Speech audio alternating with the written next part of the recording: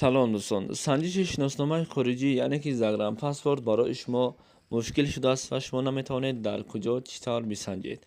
و ما پیش راه این مشکل شما را گرفتیم. شما اکنون میتوانید در خانه نشسته پاسپورت های خود را بسنجید و جواب درست را بگیرید.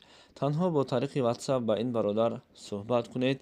این برادر بر شما چیزی گفت همان کار را بکنید. البته جواب پوره و عمیق به شما روان میکنند. و امروزها هم ای کار را رایگان نمی شود کرد، یعنی که اینها حق کاریشان را نیز می گیرند. با شما برای کار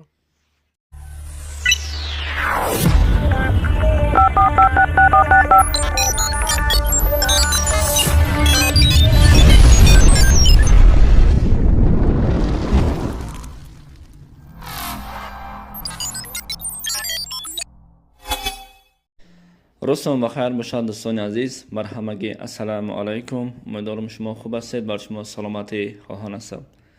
دوستان یک خبرهای هست. راستی وقتی صبح بیدار میشویم با شنیدن بعضی از خبرها انسان در تعجب میافتد و بعضی خبرهای هست از اون ما شاد میشویم. به هر یک ما و شما معلوم است اینترنت این به مانند کارد است، به مانند کارچه. یعنی اگر برای خوبی کار فرمانیم برای ما فایده اش میرسه، برای بد باشد برای ما ضرر دارم. خب نگفته از این بعضی خبرهای هست که پدر دخترش قپیده، فلان کرده، بیمدان کرده. این خیلی خبرها بسیارند.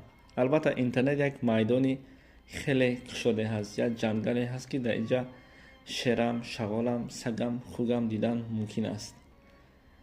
در جمهوری قرقیزستان در ولایت جلال آباد وقتی این خبر در صفحه فیسبوکی قلمپیر اوز خوانده شدم، راستی در تعجب افتادم. نخواهد که انسان ها تا این درجه به ایمان و به شرم و به حیا شدند که آمده به نبیره خود دست درازی میکنند. این کاری الهی توبه هست. این کاری خنده نیست. این جایی حقارت و دشنام نیست. وقتی چون این خبرها را ما میشنویم باید توبه کنیم، استغفار بگیم و خداوند همین خیلی شرمندگی ها ما را خودش نگه داره. زیرا ما هم فرزند داریم، ما هم دختر داریم، ما هم روز خداوند خواسته باشه صاحب نبیره و عبیره خواهیم شد. یک مرد 70 ساله به نبیره خود به دخترک 14 ساله دست درازی کرده. راستی یگان جای تعجب آورش نیست، لیکن متاسفانه وقتی خداوند انسان اگر گمراه کنه، انسان جاهل کنه، انسان بدبخت کنه، در دم پیریش هم میدونه که روز میبره از زندگیش مرگش قریب مانده، به همه ای کار دست میزنه. این کار نه تنها در قرقیزستان بلکه در ازبکستان، در تاجیکستان و چنین خبرها را ما در صفحه های اجتماعی میبینیم، میشنویم و توبه میکنیم. برای همین بعض انسان ها چنین واقعه ها را، چنین خبرها را میشنوند، بعدا سخن های قبیح میگویند، سخن ها دشنام ها میکنند، میگه خدا خورد کنه، خدا بدبخت کنه، گمراه شده.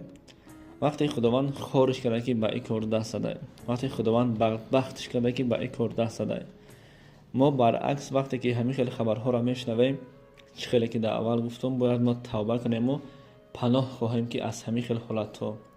وقتی انسان پیر شد ضعیف می شود، عقلش هم خودش هم. خداوند متعال از همین خیلی شرمندگی ها، از همین خیلی مصیبت ها ما را در پناه عظمت خودش نگه می‌داره. بر همه شما سلامتی خواهان هستم. السلام علیکم و رحمت الله و برکاته.